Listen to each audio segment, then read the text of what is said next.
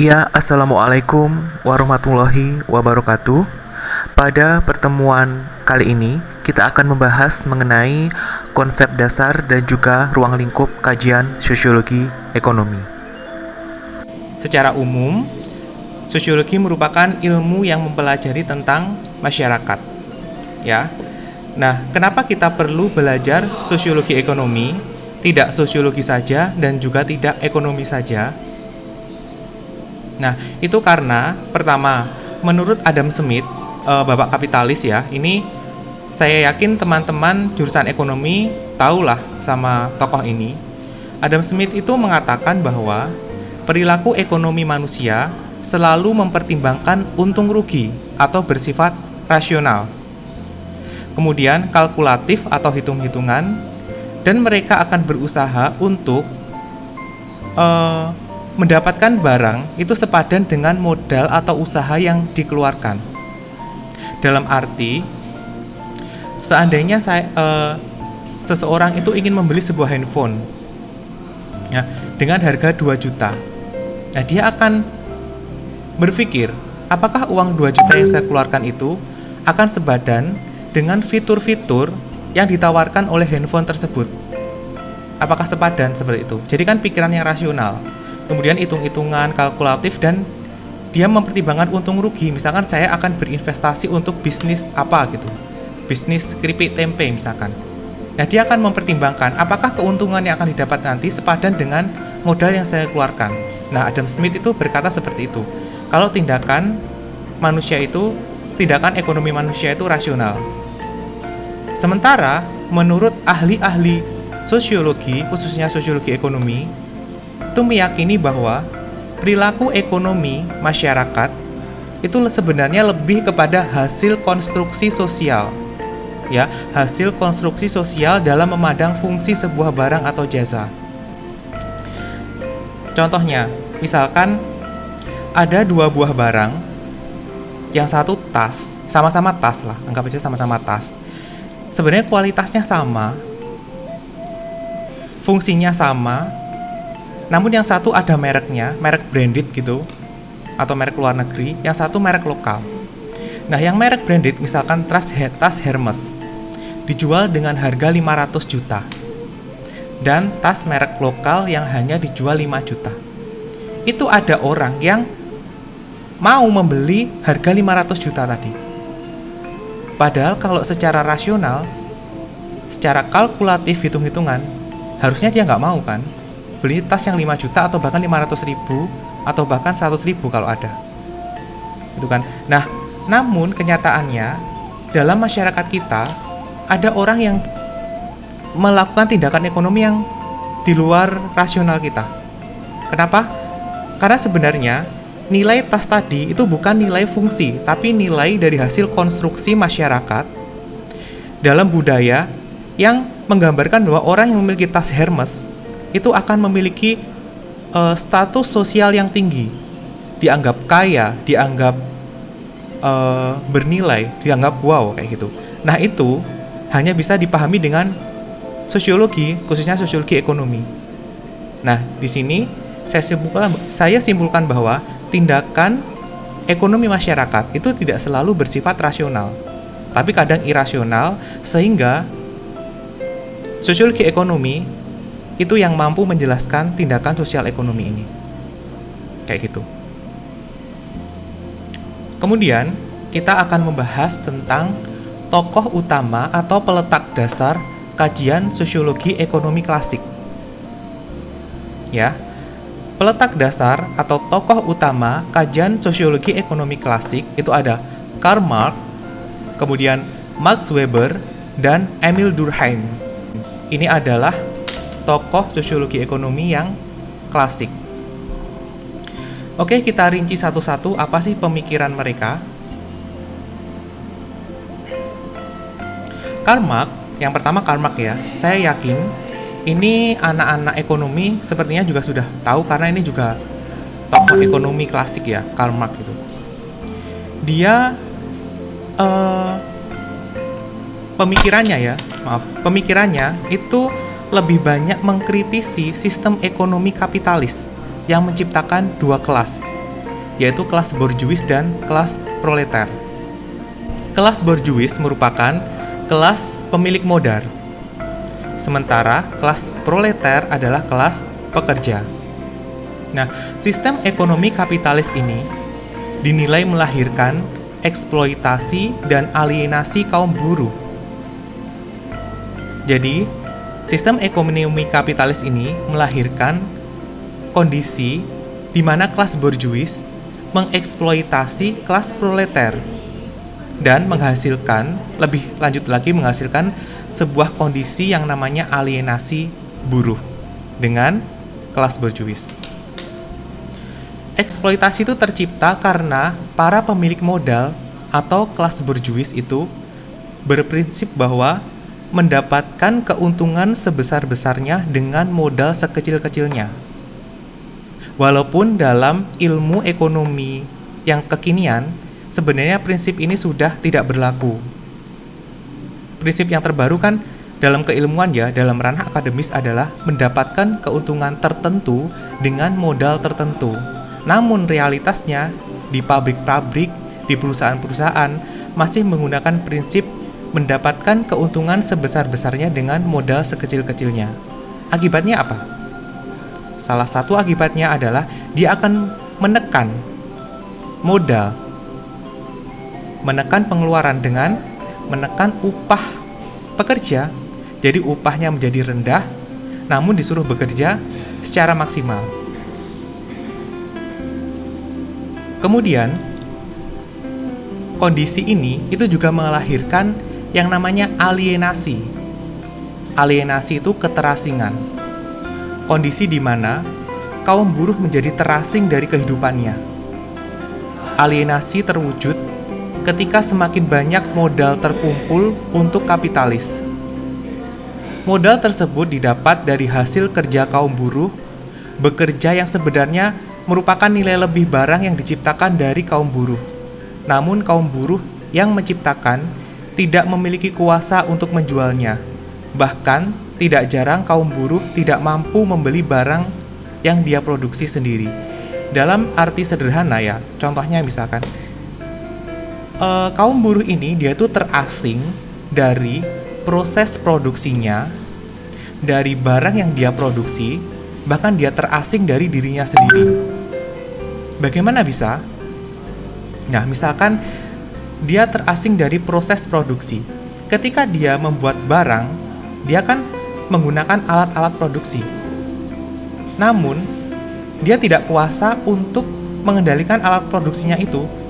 Yang dia tidak berkuasa untuk membuat, saya akan memproduksi menggunakan alat ini pagi, siang, sore, atau malam. Namun, yang menentukan waktu bekerjanya, proses produksinya, mekanisme itu adalah siapa? Borjuis, pemilik modal. Sang pekerja tadi itu nggak punya kuasa, jadi hanya ikut tunduk patuh kepada kaum borjuis. Kemudian dia juga teralienasi dari barang hasil kerjanya sendiri. Misalkan buruh di pabrik mobil atau di pabrik motor. Seringkali dia bahkan nggak mampu membeli mobil yang dia produksi sendiri. Kemudian dia terasing dari dirinya sendiri. Bahkan dia itu nggak mampu mengendalikan dirinya sendiri ketika bekerja. Untuk cuti pun susah misalkan. Harus ngikutin bosnya. Untuk ambil cuti untuk liburan pun harus ngikutin prosedur. Harus manut. Mau liburan nggak bisa, susah. Kayak gitu. Nah, jadi dia itu terasing dari dirinya sendiri. Dia seakan-akan nggak kuasa atas dirinya karena dikendalikan semuanya, jadwal kerja, lembur dikendalikan oleh perusahaan. Selama dia masih bekerja di situ, dia terasing dari barangnya karena nggak mampu membeli barang, dan dia terasing dari proses produksi karena semua proses produksi, mekanisme produksi, waktu produksi ditentukan oleh kelas borjuis. Kayak gitu. Kondisi ini menciptakan kondisi di mana yang kaya makin kaya dan yang miskin makin miskin. Kenapa? Karena kaum buruh bekerja keras, menghasilkan keuntungan yang besar. Keuntungan tersebut akan terakumulasi menjadi modalnya milik siapa? Borjuis. Sementara gaji si kelas proletar ini malah ditekan. Bahkan kemarin kan sempat ada kan yang namanya Omnibus Law atau cipta kerja. Di sana, secara sekilas ya, yang saya pahami, itu tuh kayak menghilangkan jaminan sosial, kemudian menghapus tenaga kerja tetap dijadikan outsourcing. Nah, itu sebenarnya kelas berjuis ini bekerja sama dengan pemerintah bagaimana caranya supaya menekan biaya kan. Kalau misalkan jaminan sosial itu kan juga mengeluarkan biaya kan. Mereka berusaha dengan cara apapun supaya bisa mengeluarkan modal sekecil-kecilnya. Bahkan selain dengan pemerintah ya, Marx juga menilai, ini masih teorinya Karl Marx ya, Marx juga menilai bahwa kaum kapitalis itu menggunakan agama untuk melanggengkan kekuasaannya. Teman-teman, saya yakin udah pernah dengar kan teorinya Karl Marx yang ngomong adalah agama adalah candu. Nah, agama adalah candu bagi orang yang belum belajar sosiologi pasti menganggap bahwa Karl memusuhi agama. Padahal sebenarnya Karl Marx itu mengeluarkan teori itu atau statement itu karena kondisi di sana saat itu. Jadi kaum kapitalis itu atau borjuis tadi memanfaatkan agama melalui pemuka-pemuka agama untuk menghegemoni kaum buruh agar tetap tunduk dan patuh pada kaum kapitalis. Jadi dia itu menggerakkan pemuka-pemuka agama, kalau mungkin ya pastor, kiai dan sebagainya, supaya mendakwahkan kepada kelas proletar agar tetap tunduk dan patuh. Contohnya misalkan isi dakwahnya kurang lebih seperti ini.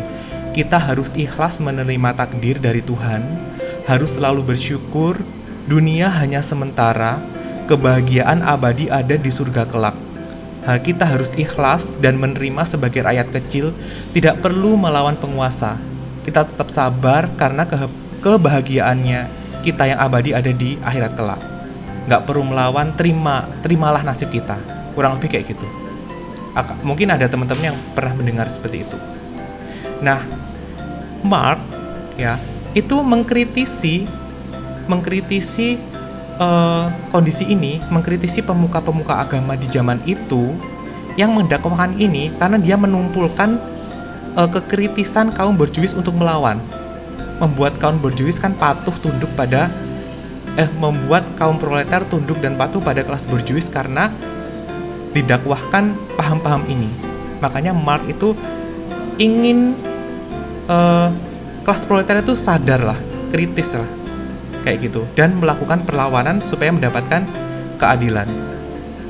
Lebih lanjut, Marx menawarkan sebuah solusi dengan sistem ekonomi sosialis yang di situ tidak ada kelas. Jadi kepemilikan modal dan alat-alat produksi itu dimiliki bersama. Oke. Itu adalah tokoh sosiologi klasik yang pertama. Sekarang kita masuk ke tokoh sosiologi klasik yang kedua, yaitu Max Weber. Max Weber dia memberikan sebuah teori namanya tindakan sosial dalam ekonomi. Dia mengklasifikasikan ada 4 tindakan sosial, yaitu tindakan tradisional, afektif, rasional berorientasi nilai, dan rasional instrumental. Jadi, seseorang dalam melakukan tindakan ekonomi, kalau tindakan ekonomi ya pasti berkaitan dengan produksi, distribusi, dan konsumsi ya. Tapi kalau ini lebih banyak ke konsumsinya, mengeluarkan uangnya. Kayak gitu. Jadi, tindakan tradisional yang pertama, itu merupakan tindakan yang tidak berdasarkan pemikiran, hanya karena mengikuti tradisi atau kebiasaan.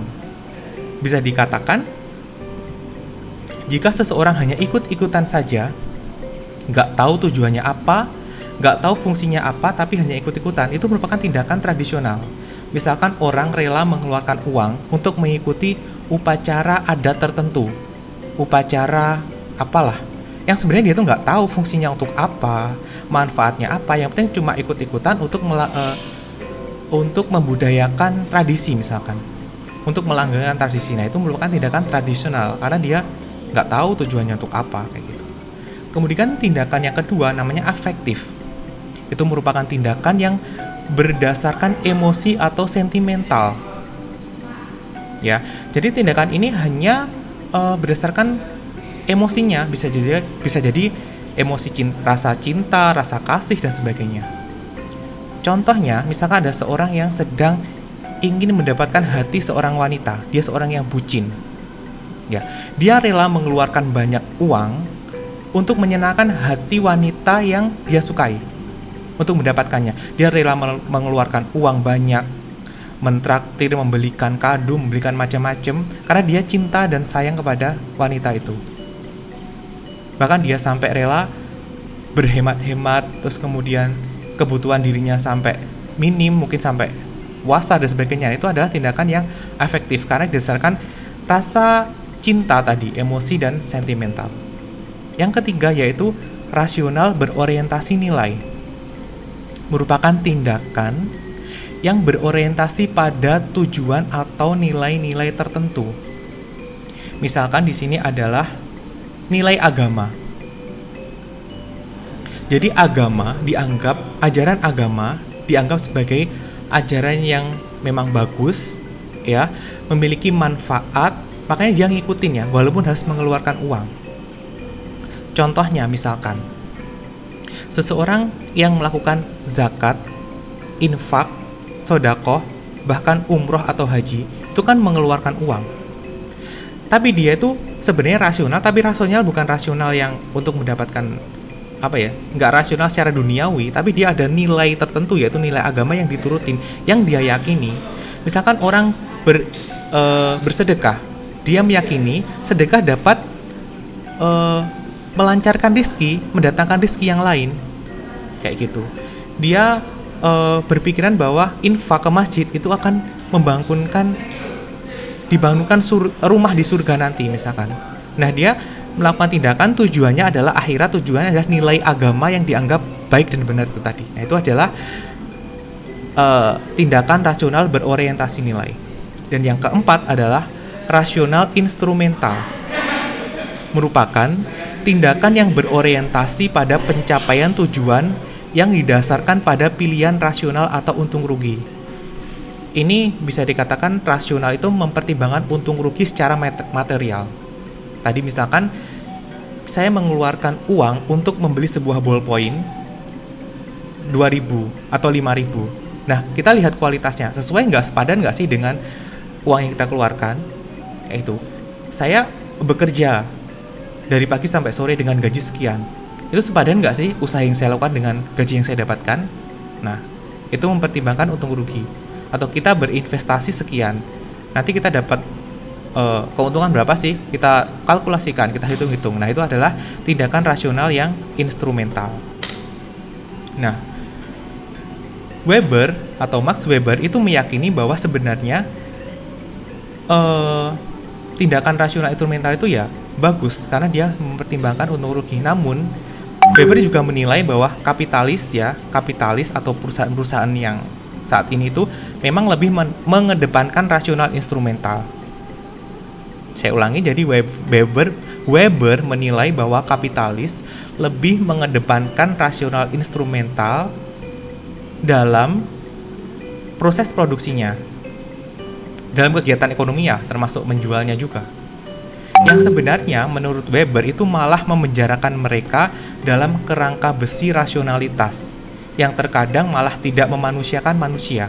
Kenapa bisa demikian? Karena dia bersifat rasional instrumental, sangat mempertimbangkan untung rugi, otomatis dia akan menekan biaya untuk proses produksi. Akibatnya apa? Ya, buruh itu dianggap sebagai objek, kaum proletar dianggap sebagai sebuah objek, atau bahkan sekedar sumber daya perusahaan yang perlu ditekan gajinya, ditekan pengeluarannya untuk membayar si kaum proletar tadi, kayak gitu.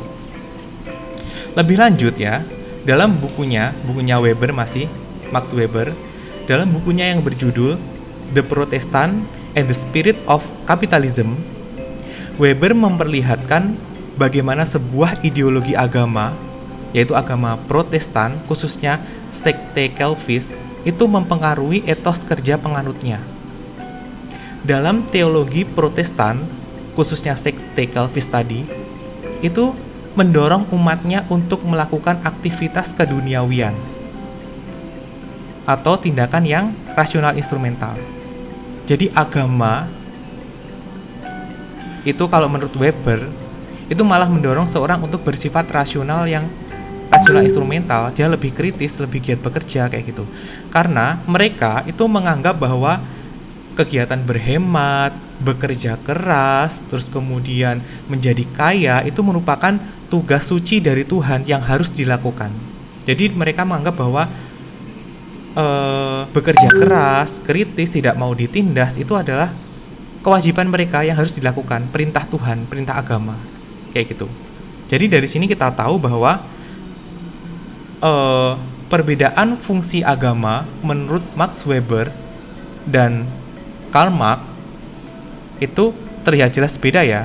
Bagi Karl Marx, agama itu malah menghalangi seseorang untuk berpikir rasional atau berjuang untuk mendapatkan haknya secara rasional.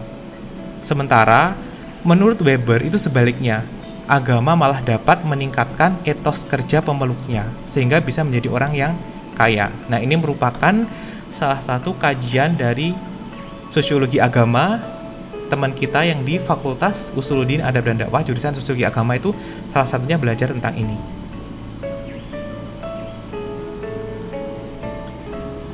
Lanjut, kita akan belajar ke tokoh klasik yang ketiga, yaitu Emil Durkheim. Emil Durkheim itu menilai bahwa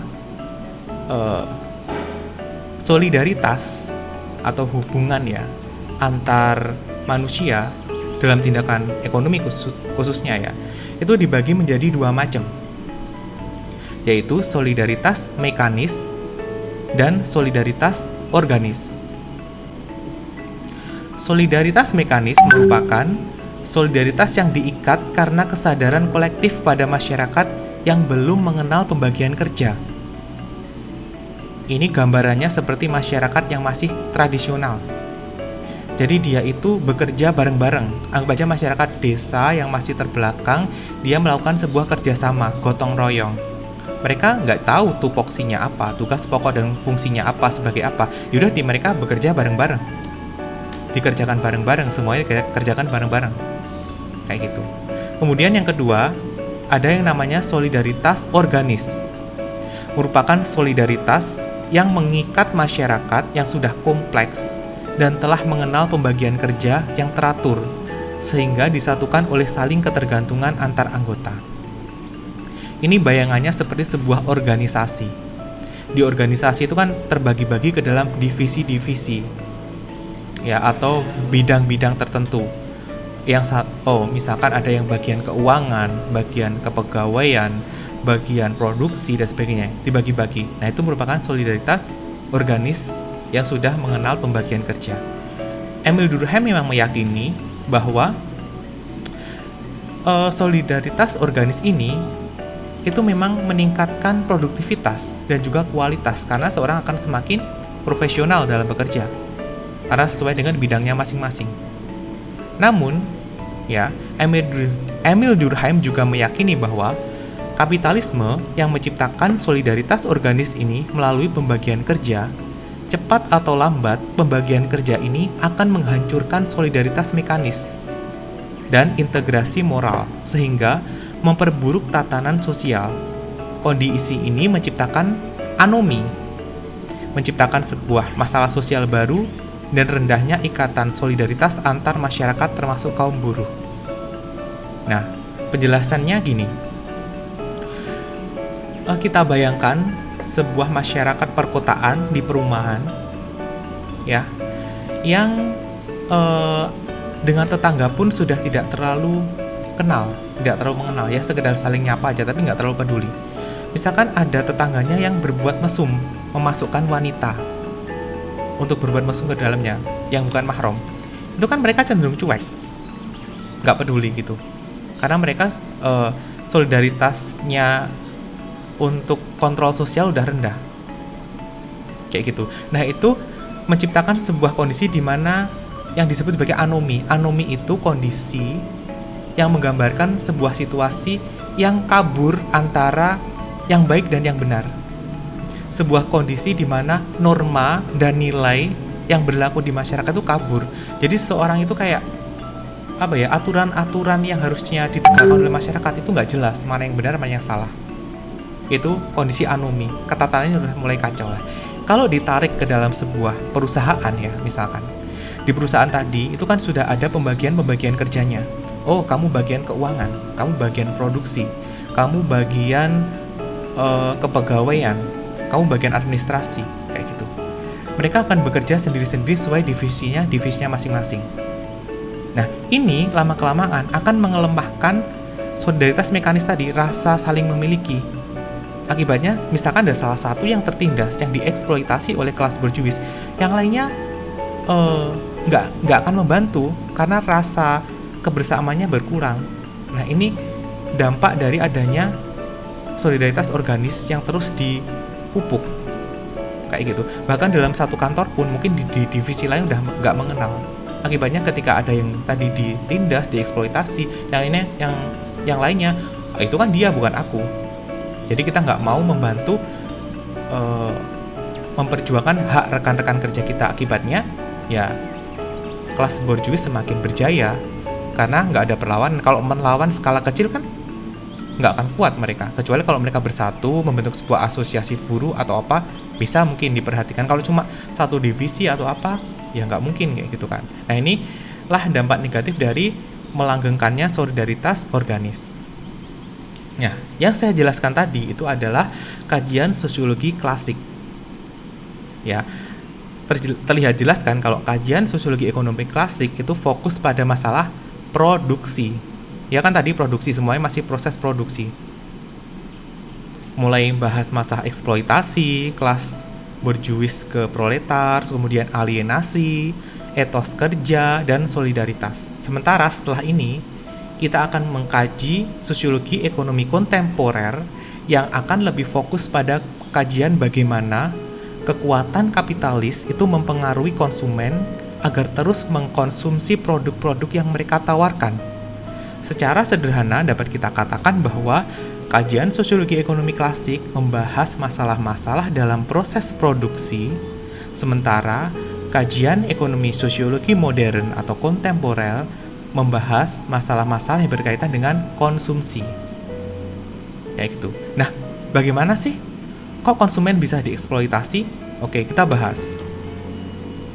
Kajian ekonomi kontemporer nanti kita akan membahas mengenai materi komodifikasi, kemudian masyarakat konsumen, kemudian gaya hidup budaya konsumen, kemudian McDonaldisasi, hiperrealitas, dunia simulakra, dan globalisasi.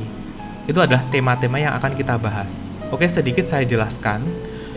Komodifikasi merupakan sebuah proses untuk membuat barang atau makhluk yang sebenarnya bukan barang komoditi, bukan barang yang layak untuk diperjualbelikan untuk mendapatkan keuntungan, namun dibuat menjadi barang atau makhluk yang bisa diperjualbelikan, padahal sebenarnya nggak layak.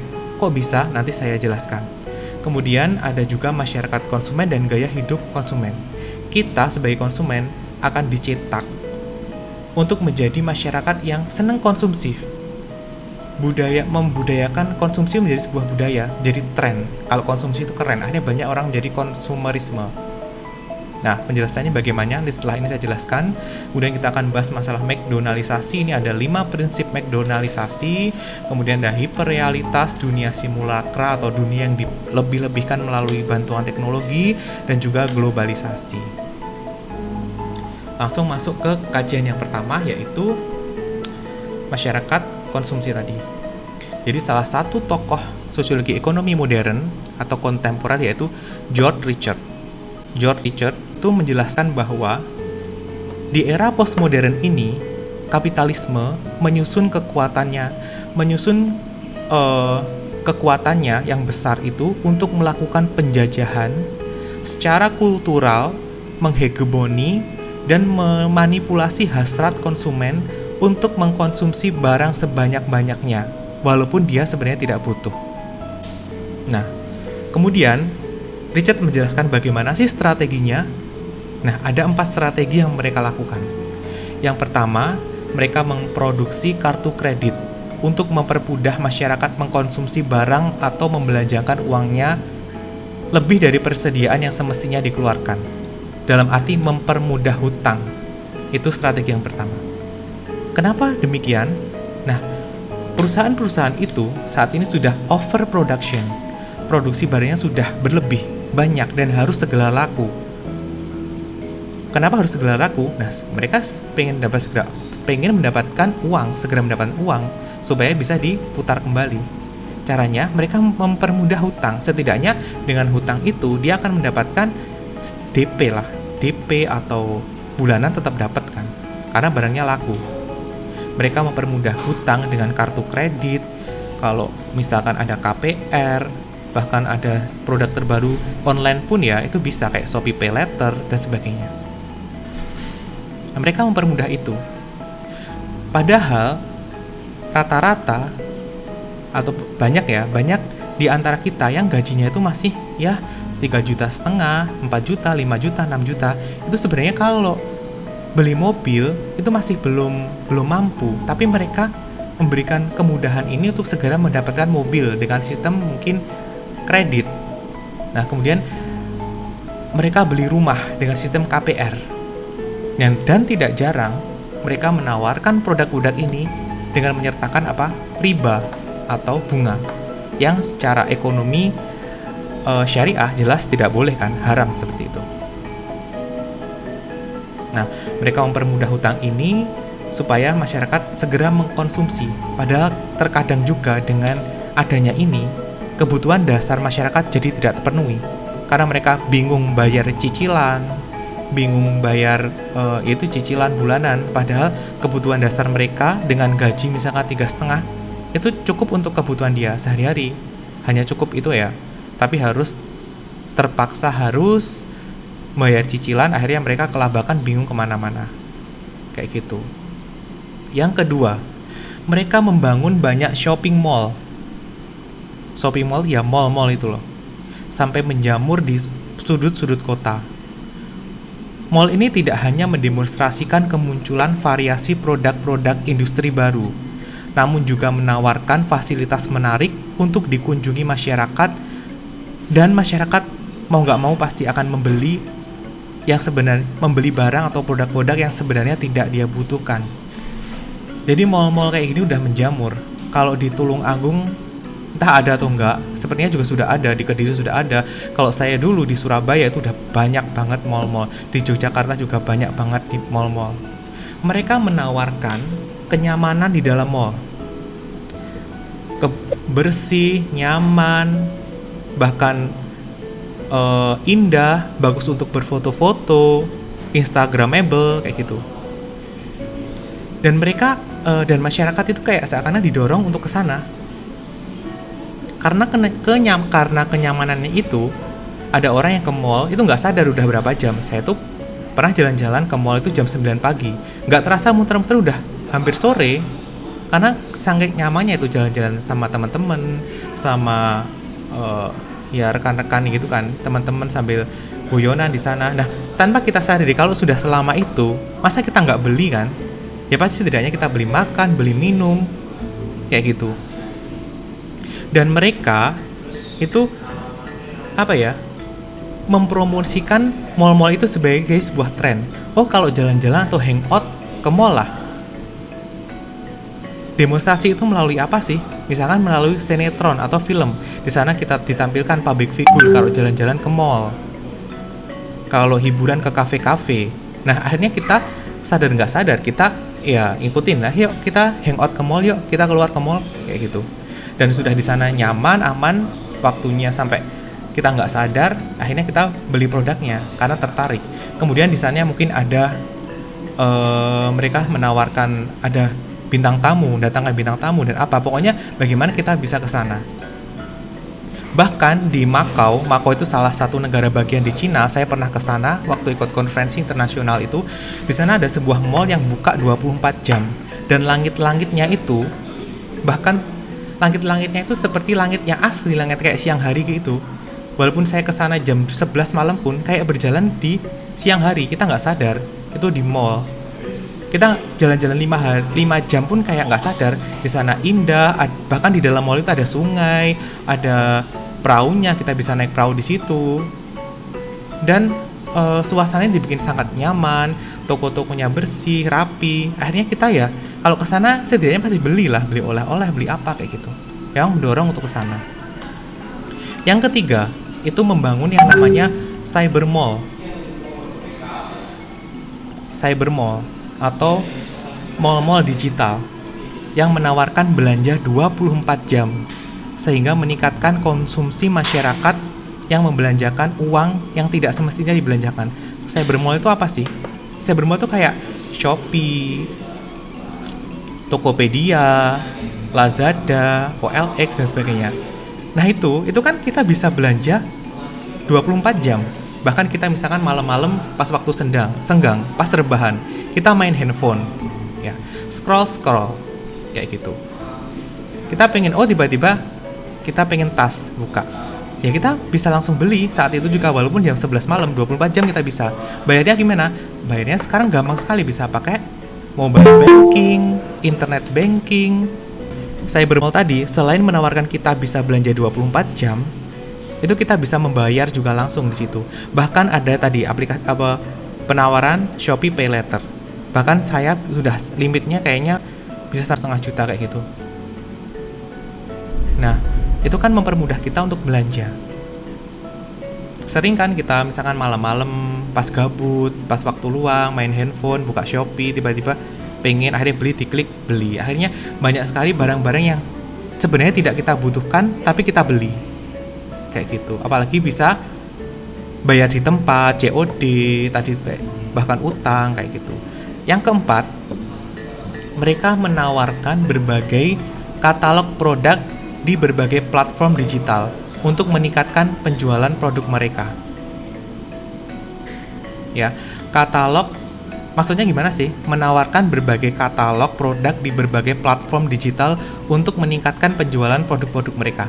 Pernah nggak misalkan kita buka Instagram, kita buka YouTube, tiba-tiba keluar iklan dari Shopee, Lazada, itu keluar iklan kan? Nah, iklan-iklan yang keluar di platform-platform digital kita kayak Instagram dan YouTube itu memang salah satu cara mereka untuk memasarkan produknya.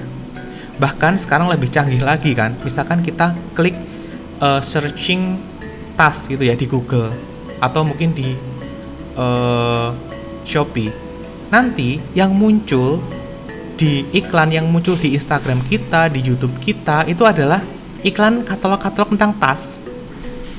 Mereka sampai bisa membaca itu. Bahkan mungkin kalau kita telepon ngobrol masalah handphone baru, nanti yang muncul di katalog-katalog kita itu juga handphone baru. Mereka secanggih itu loh, database mereka bisa mendeteksi kita itu sedang ingin apa melalui mesin pencariannya tadi. Memang sudah ada itu. Kayak gitu. Dia bisa mendeteksi apa yang kita butuhkan, apa yang kita inginkan, merekam di jejak digital kita sehingga mereka tahu iklan apa yang harus muncul di media-media sosial yang kita buka. Nah, ketika selanjutnya untuk menjelaskan fenomena tersebut, kita menggunakan teori dari Anthony Giddens. Nama teorinya adalah teori Juggernaut. Ya, Juggernaut merupakan teori dari Anthony Giddens. Dia menggambarkan bahwa kapitalis itu layaknya sebuah mesin dengan kekuatan yang sangat sulit untuk dikontrol, merambah ke semua lini kehidupan. Hampir seluruh aspek kehidupan kita itu sudah dijajah oleh kapitalis, mulai dari gaya hidup, kesehatan, fashion, masalah sosial, bahkan agama. Jadi Juggernaut ini teori dari Anthony Giddens yang menjelaskan dahsyatnya kapitalisme, karena itu sebagai sebuah mesin dengan kekuatan yang sangat sulit untuk dikontrol, merambah ke seluruh lini kehidupan. Nah, bagaimana sih kok bisa merambah ke seluruh lini kehidupan? Bahkan agama, masalah sosial pun bisa dijamah. Kita kasih contoh misalkan aspek agama. Mungkin teman-teman pernah lihat penawaran umroh bersama artis, umroh bersama public figure terkenal. atau bahkan dengan ulama, tapi ulama yang ngartis lah, yang terkenal, terus dengan biaya yang jauh lebih mahal. Kemungkinan mau enggak? Banyak yang mau. Misalkan umroh biasa dengan harga 20 sama 25 juta, kemudian umroh bareng artis ya, atau dengan public figure dengan harga 50 juta. Banyak yang mau, mereka saya masuk ke ranah itu. Bahkan mungkin ada yang di lokal aja deh, misalkan perjalanan untuk wisata religi apa, ke makam siapa. Nah, mereka ada yang menawarkan, oh dengan kiai siapa, kayak gitu. Memang mereka menggunakan itu untuk menarik perhatian konsumen gitu. Bahkan ada umroh gratis ke Eropa gitu. Malah kan jadi kabur ya, dia tuh memang niatnya umroh atau jalan-jalan kayak gitu. Nah, dia merambah ke wilayah itu, Mas. Agama pun dikomodifikasi. Namanya ini adalah komodifikasi. Komodifikasi itu adalah sesuatu yang harusnya tidak untuk diperjualbelikan untuk dapat keuntungan, namun dimanfaatkan kapitalis untuk mendapatkan keuntungan. Itu dalam ranah agama misalkan. Kemudian dalam ranah fashion, mereka mengkonstruksi pikiran kita, pikiran masyarakat, untuk membayangkan cantik itu seperti apa sih, kayak gitu. Mereka memanfaatkan media untuk mengkonstruksi sosok wanita cantik itu seperti apa. Misalkan melalui ajang Miss Universe, ajang Ratu Sejagat, wanita ideal itu harus seperti itu. Kemudian melalui public figure yang ditampilkan di televisi-televisi, di acara sinetron-sinetron. Di situ ditampilkan sosok wanita cantik adalah wanita yang putih, kulitnya putih, mulus, glowing, badannya seksi, mungkin rambutnya lurus dan sebagainya, pakaiannya trendy dan sebagainya. Mereka mengkonstruksi cantik itu harus kayak gitu. Akibatnya apa? Untuk mendapatkan badan dan fisik yang seperti itu, dia kan harus mengeluarkan uang kan untuk memberi produk-produk mereka. Mereka harus perawatan, pakai krim malam, krim siang, kemudian harus ke klinik kecantikan, dan harus nge-gym, harus beli suplemen, harus dan sebagainya. Yang penting produk mereka laku. Kayak gitu. Banyak banget, mulai dari ujung kaki sampai ujung rambut sekarang tuh ada krimnya, bahkan ada obatnya, supaya menjadi sosok cantik yang telah dikonstruksikan di otak masyarakat. Dan masyarakat ngerima kalau cantik harus seperti itu, kayak gitu. Bahkan gak cuma cantik ya, ketampanan, maskulinitas itu sudah masuk ke ranah ini. Dulu memang hanya wanita yang perawatan, sekarang laki-laki banyak yang perawatan. Mereka sudah mengkonstruksi kalau laki-laki yang maskulin, yang ideal, yang tampan itu harus seperti apa, itu sudah dikonstruksi. Contohnya melalui ajang Mister Internasional, itu kayak Miss Universe tapi versi laki-laki. Cari aja banyak gitu di YouTube atau klik Mister Internasional, itu ajang pencarian laki-laki tertampan. Kemudian juga melalui budaya K-pop, kita menampilkan sosok laki-laki yang tampan itu seperti artis-artis K-pop. Wanita-wanita kita udah dibuat, oh kalau laki-laki yang tampan itu yang kayak artis K-pop itu loh. Nah, kita sebagai laki-laki kan juga ingin kan dikagumi wanita. Akhirnya apa? Ya kita harus ngikutin seperti mereka. Harus kulitnya putih, bersih, badannya berotot, terus kemudian ya kayak gitulah, rapi, pakaiannya seperti itu. Nah, untuk mendapatkan kayak gitu, kalau nggak perawatan, orang Indonesia nggak bisa.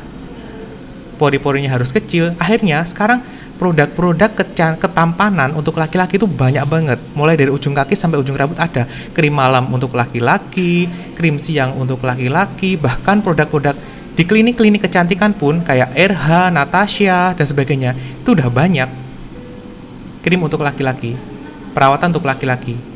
Saya pernah melakukan sebuah penelitian dan sekarang hasil riset saya sudah terbit di Journal of Sociology volume 2 nomor 2 tahun 2019. Kalau pengen baca bisa langsung search di Google, judulnya The Construction of the Ideal Male Body Masculinity in the Mister International Pageant.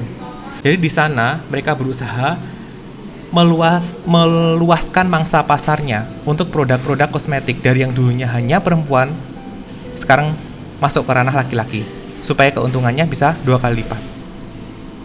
Nah, fenomena ini bisa dijelaskan dengan teori dari Herbert Marcuse, yaitu nama teorinya teori one dimensional man atau manusia satu dimensi. Jadi kalau dulu kita tahu bahwa orang tampan, orang cantik itu setiap suku beda, setiap negara beda, ada kriteria khusus, bahkan beda suku Jawa dengan suku Papua, dengan suku dengan orang India, dengan orang itu udah beda kan. Tapi sekarang kayak seakan-akan itu dijadikan satu dimensi, disatukan, diseragamkan. Kalau cantik harus seperti ini, kayak gitu. Itu kan membuat mereka mudah untuk mengeksploitasi, untuk menjual produk-produk yang sesuai dengan keinginan pasar. Tadi harus cantik, harus putih, harus mulus, harus glowing dan sebagainya. Itu diseragamkan, kayak gitu. Itu dalam ranah fashion. Kemudian dalam ranah masalah sosial. Nah, masalah sosial kok bisa diperjualbelikan? Bagaimana kan? Masalah sosial kan mencakup kemiskinan, bencana alam, kriminalitas dan sebagainya. Itu kan masalah sosial. Kalau nggak percaya, coba kita lihat film atau acara televisi Bedah Rumah.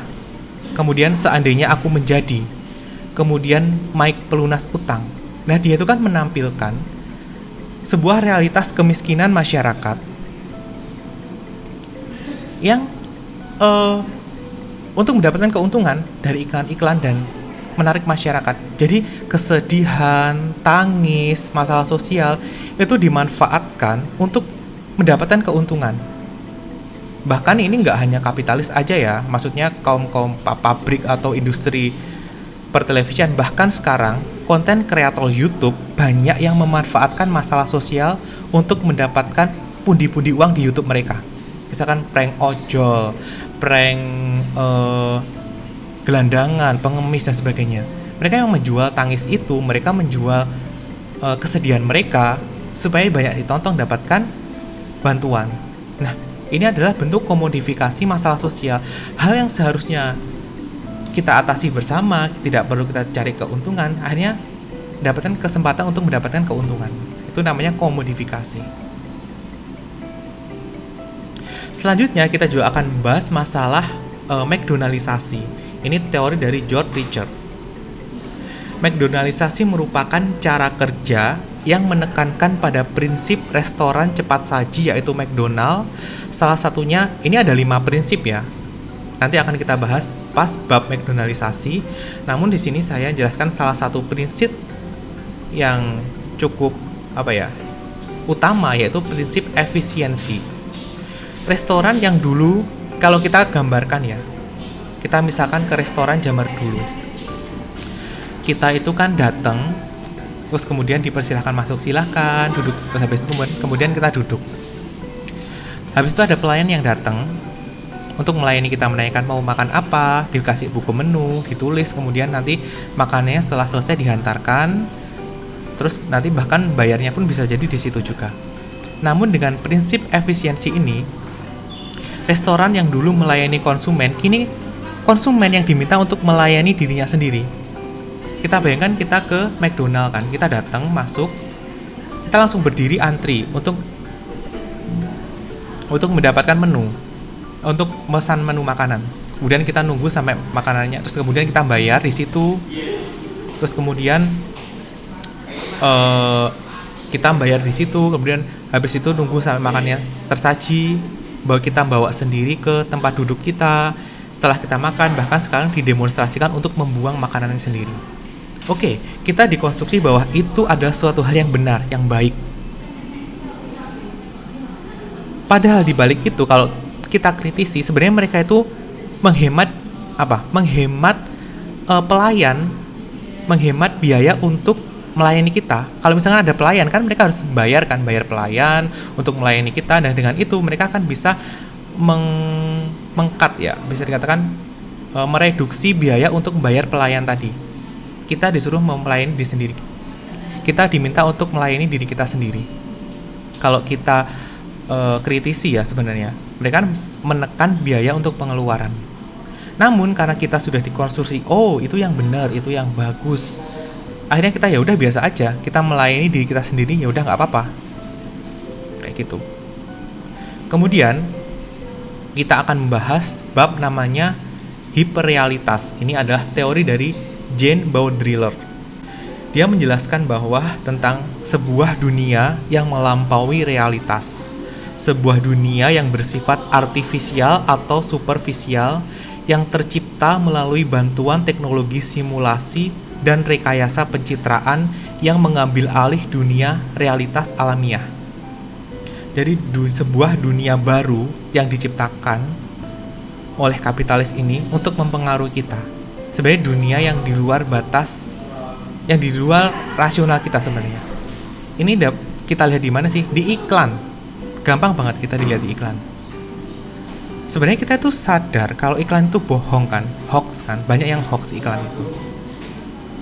Contoh nyata ada iklan kecantikan, iklan sabun cuci muka laki-laki misalkan. Mereka menampilkan dengan efek-efek yang begitu luar biasa.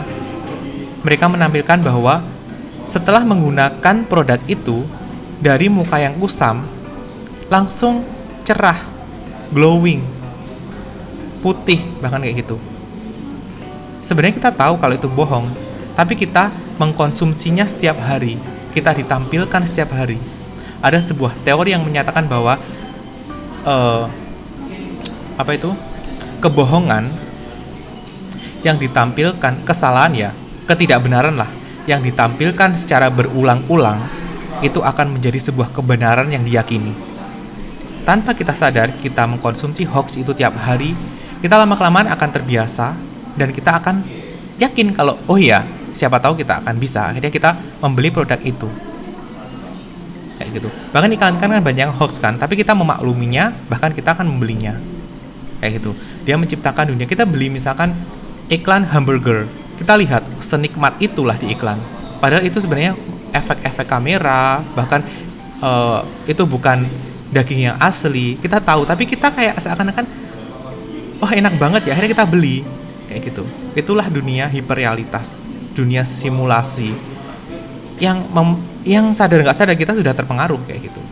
Bahkan banyak iklan yang banyak di media sosial itu dengan hiperrealitas ini, kita sulit membedakan mana yang asli, mana yang nggak asli, mana yang hoax, mana yang nggak. Efek dari teknologi ini. Kemudian, menurut George Richard, masih teorinya George Richard, tindakan ekonomi masyarakat saat ini tidak selalu rasional kalkulatif. Mereka lebih banyak yang suka mengkonsumsi tanda atau merek daripada fungsi. Konsumsi tanda ini didukung oleh media yang menciptakan dunia simulakra melalui hiperrealitas tanda-tanda tersebut. Jadi kita saat ini lebih banyak mengkonsumsi merek atau mengkonsumsi tanda itu tadi daripada fungsi barang sendiri. Ini contohnya seperti yang contoh saya pas di awal tadi. Kita menggunakan tas merek Hermes. Kita mau membelinya dengan harga 500 juta karena bermerek Hermes atau merek terkenal lainnya, daripada kita beli yang merek-merek biasa, merek lokal. Padahal tadi tahu kan, ada bener-bener ada celana itu yang produknya itu dari Solo, kemudian diekspor ke luar negeri, dikasih merek, dijual lagi ke Indonesia, dan kita belinya dengan harga berlipat-lipat ganda lebih mahal. Kondisi kejadian kayak gitu nggak cuma satu ya, lumayan banyak, tapi kita mau membelinya karena kita di sini mengkonsumsi tanda. Kok bisa? Kenapa? Ini hasil dari proses sosial yang panjang sehingga telah membudaya, terbentuk dalam pikiran kita. Emang kita harus pakai itu supaya dianggap status sosial kita tinggi, dianggap kaya, dianggap wow kayak gitu. Akhirnya kita lebih banyak mengkonsumsi tanda daripada fungsi. Nah, yang mendukung kapitalisme tadi bisa sepesat itu, sekuat itu adalah globalisasi, liberalisme, dan teknologi informasi. Globalisasi merupakan kondisi yang mengkaburkan sekat antar negara. Jadi sekat antar negara itu seakan-akan kabur. Ini sangat didukung dengan apa? Dengan teknologi internet saat ini, kita bisa langsung dapat informasi dari luar negeri, dari Cina, dari Amerika, secepat itu. Bahkan kita untuk kesana pun gampang kan, tinggal naik pesawat berapa jam udah nyampe gitu. Kabur sekat-sekat antar negara itu. Bahkan seandainya kita bisa beli, saya itu pernah beli di Shopee langsung dari Cina, 2 minggu nyampe. Dari negara manapun, bahkan kita sekarang bisa Alibaba dan sebagainya kayak gitu bisa. Nah ini kan adanya globalisasi mendukung mereka meluaskan mangsa pasar kapitalisme global. Nah kemudian liberalisme juga mendukung. Kita tahu kalau Indonesia dasar negaranya adalah Pancasila, bukan negara liberal. Namun dalam pelaksanaannya banyak aspek-aspek yang sebenarnya itu mengarah ke liberal kayak gitu. Itu yang mendukungnya. Kemudian yang terakhir itu adalah adanya teknologi informasi yang sangat mendukung. Teknologi internet, teknologi aplikasi untuk mengedit video, mengedit foto, teknologi PC yang canggih, handphone yang canggih dan sebagainya, yang mempermudah mereka untuk mempengaruhi pikiran kita. Kayak gitu. Nah, itu adalah bab-bab yang akan kita bahas selama 1 semester ke depan. Itu adalah pengantarnya. 1 semester ke depan kita akan memperdalam semua bab itu. Demikianlah yang dapat saya sampaikan pada pertemuan kali ini. Bila ada kesalahan kata maupun yang lainnya mohon dimaafkan. Wassalamualaikum warahmatullahi wabarakatuh.